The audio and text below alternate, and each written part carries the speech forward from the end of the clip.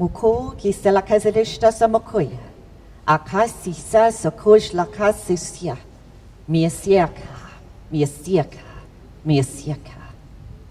So this is the story that they are transmitting right now, which I don't know, have not heard before, that they want to tell us.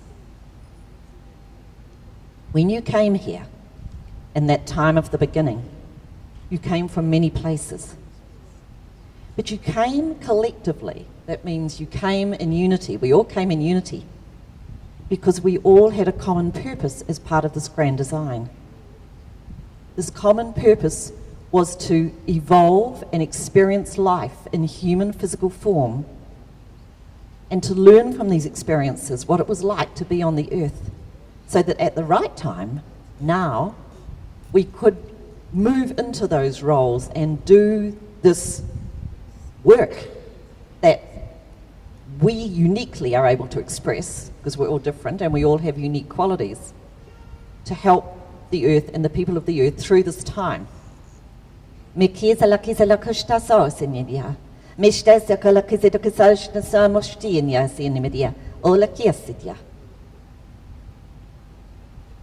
came to the earth, and some of us came from stars like Sirius or Pleiades. Some of us came at the beginning, around 100,000 years ago, or even before. And some of you sitting in this audience today came much more recently, and you may have come from even outside of this galaxy. Because this is not just an operation to do with Pleiades and Sirius and Andromeda and Orion and Lyra. This is a collective, it's a collective initiative, a collective project taken on by star beings from throughout this galaxy and beyond, and other galaxies within what's called the local group of 20 galaxies. And the Lords of Light and Kesel Orion are the ones who oversee all the programming of different life forms, different species of life within these 20 galaxies. And it's them who are working through me today, and we could call them the Elohim, but the Elohim is actually too small a word for the beings that are working through us today, coming through today. Because the Elohim are working specifically with this galaxy, and we're working here with light beings, Lords of Light, who are overseeing programming beyond this galaxy. And so they say that some of you have come from places, from star systems from beyond this galaxy. And it may have been uncomfortable for you being here on the earth because A, you would have had to translate into totally different body forms, and B, life here on earth would have been very different from where you came from. I'm sure some of you resonate with that. You might feel, and have always felt in your life to date, like a fish out of water.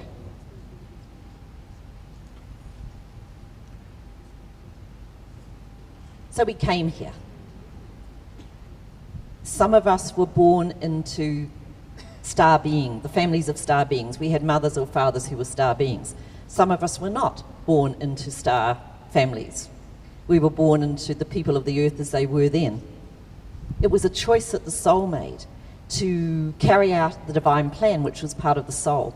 Because understand, I'm sure we all understand, that our souls are eternal souls, and our souls have lived, been expressing life a long, long time, much further than 100,000 years back, and in many different places.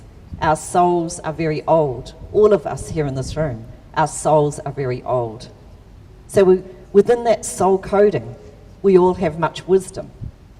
You know, we have the wisdom from the monad, the soul group that we come from, and all the different soul groups are created to express different aspects of God's light. You know, creation energy. Some monads are created to bring strength. Some monads are created to personify love. Some monads are designed to work with technology. And in most of the lifetimes that we experience in physical form of any kind, we work through this energy. We work through the rays, the particular rays that the masters hold and control. They control these rays, the first ray, the second ray, the third ray, etc.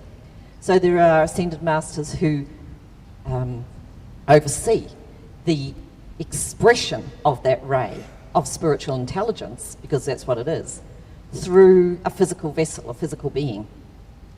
So we've had this long experience. But they say within each of you, as you express through this lineage, which is the lineage of God, the lineage of the people of light, and there's thousands of people of light on the earth. When I say that, I don't mean that some people are not of light.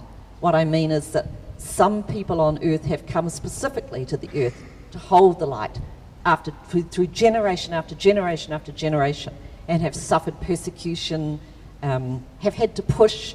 Sometimes we've lost our way. Sometimes we have been the beggar. Sometimes we've been the king. Sometimes we have been the leper. I have had a lifetime, which I remember when I went to Nepal, of being a beggar with leprosy.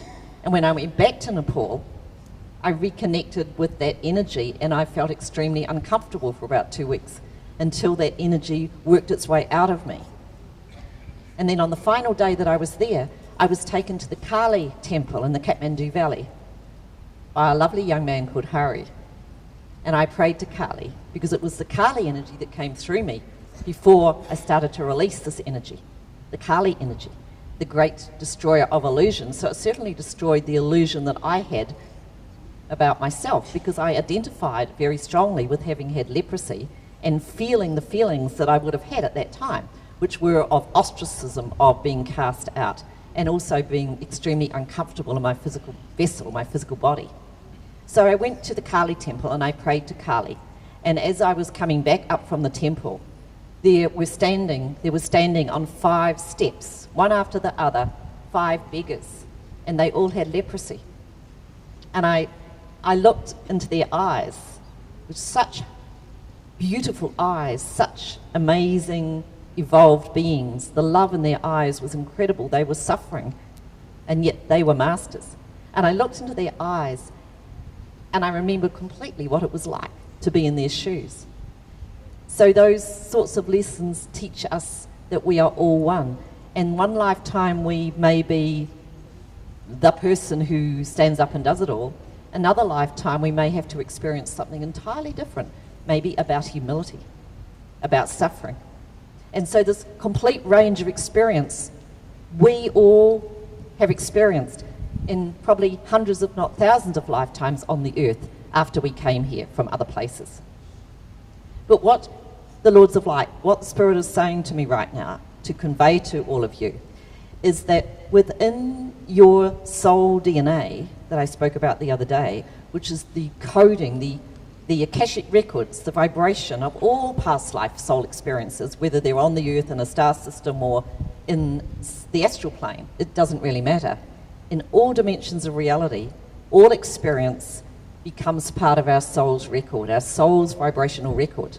And Dr. Newton and Dr. Lakshmi were talking a lot about past life regression today, because when we trigger these old memories and these old experiences, which is always brought to us by our soul for our journey, for our learning, so that we might evolve beyond a reaction to these experiences. When we start to trigger these experiences, we often start to remember the past lives from these, relating to these experiences. And as we release the emotional and physical energetic charge associated with these past lives, we evolve in consciousness and as souls, and our body heals, because the discordant energy vibration that's locked away in the cells of the body, in the soul DNA, and the energy fields of the body from all of these past lives creates illness, but it can equally create health when we clear it, look it in the face, and remove it, to embrace it really, and to understand it. So these experiences of clearing the past life distortion teach all of us humility, because we get to experience and re-experience a small fraction of what it was like, what it would have been like for us to be in that place in some past time. And so we have these encodements written within us, written on the script of the Akashic records of our soul, what I call the soul DNA, which is an energetic equivalent of the genetic DNA. which is the coding from our father and our mother in this book that I spoke about, the book of the human genome, with the 23 chromosomes, paired chromosomes, one complete set of the book of the human genome from the father, one complete set of the human genome from the mother. And this added vibration of the soul DNA, which is much more powerful, only we don't realize that. So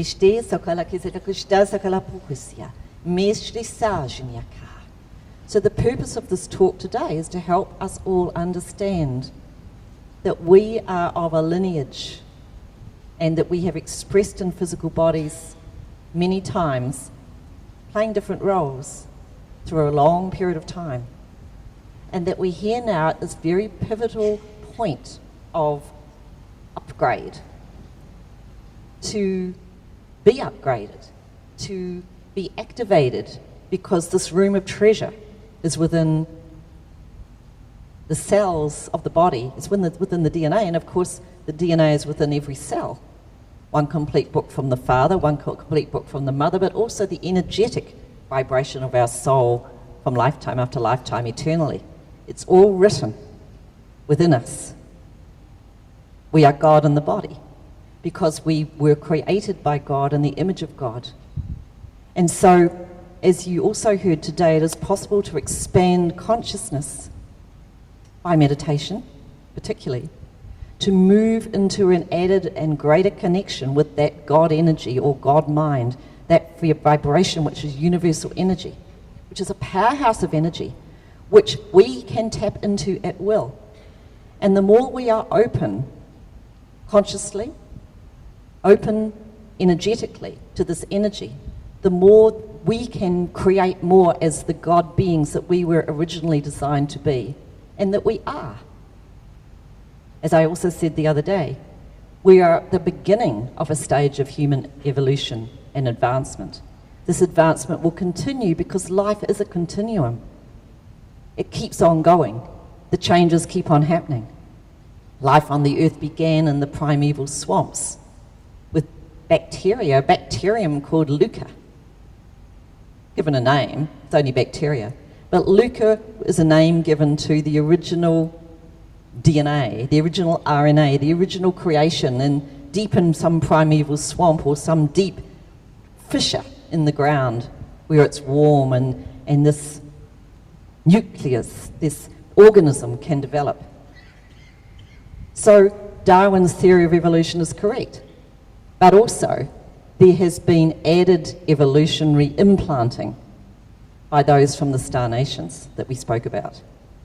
All part of a divine plan, because the original imprint, the original creation of the human being had to be on the earth before it could begin to be upgraded. See? Unfortunately, a little bit of the experiment went wrong, and the original beings on the earth didn't evolve in the way that was hoped, due to something that I spoke about the other day called the rebellion of the fallen angels, where those that were created on the earth were corrupted to some degree by consciousness and thought forms, and as the earth fell vibrationally in consciousness and vibration, so too did the original inhabitants of the earth. And this is why the new upgraded species, the human being, the being created in the image of, more in the image of God, because the original one was too, but not quite the same, with a 12-strand DNA template. This is why this human being was created, and this is why we all came from the stars here to the earth in the first place.